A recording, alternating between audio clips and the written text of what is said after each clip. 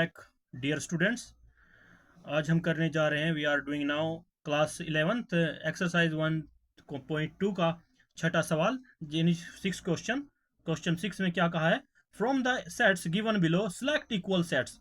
हमें जो नीचे दिया गया है उसमें से जो बराबर सेट्स हैं उनको हमें चुनना है, सिलेक्ट करना है। तो सबसे पहले आप देख सकते हैं क्या ए का किसी के साथ यहाँ पर मैच कर रहा है। फर्स्ट ऑफ ऑल हम यहाँ पे लिखेंगे सॉल्यूशन।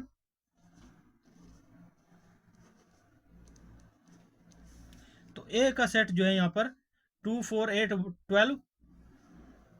12 मैच कर रहा है, लेकिन और सभी में अगर हम देखें तो ये जो ए सेट है ये कहीं पर भी बराबर नहीं है। तो हम ए के लिए क्या लिखेंगे? ए नॉट इक्वल, या आप लिख सकते हैं ए नॉट इक्वल।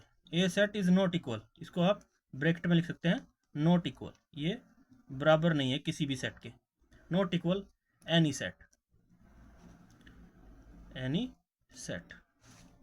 उसके आ जाइए बाद में बी के। Set B, B is equal to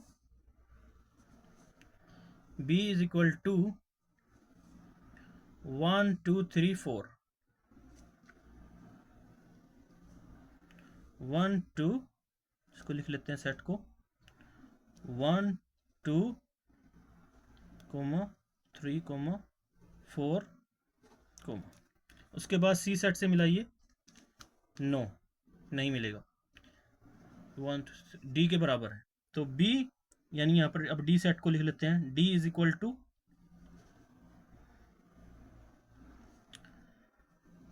3 1 4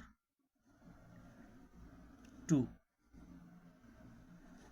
तो यहाँ पर हम कह सकते हैं बी सेट जो है वो डी के बराबर है। तो we can say therefore B set is equal to D set. First answer हमारा आ गया, यानी फर्स्ट सेलेक्ट कर लिया हमने इसको, ये इज हमारा फर्स्ट आंसर है ये, B is equal to D. आगे बढ़ेंगे।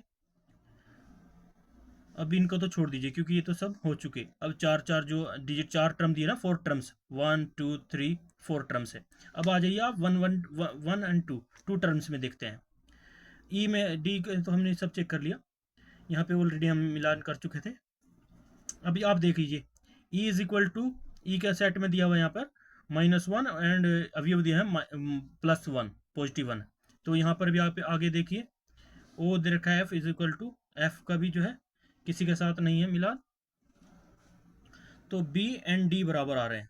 तो सी का भी हम क्या लिखेंगे? यहाँ पर हमने ए बी और क्या सी को लिखेंगे, सी का जो हमारे पास मिलान है सी भी नहीं है, not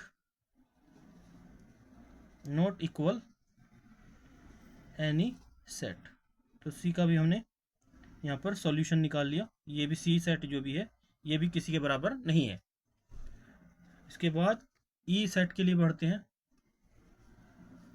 E set, E is equal to -1 and +1। तो ये किसके सेट बराबर आ रहा है? यहाँ पर जी के बराबर आता है। G is equal to 1 plus के -1 एंड क्लोज। तो we can say therefore E is equal to G. ये हमारी टर्म पूरी हो रही है, तो सेकंड आंसर हमारा ये होगा। Otherwise A no equal, B and D equal, C not equal, E G equal, A B C D E F H. so we can say other one not equal, so we can say f is not equal not equal any set, and H also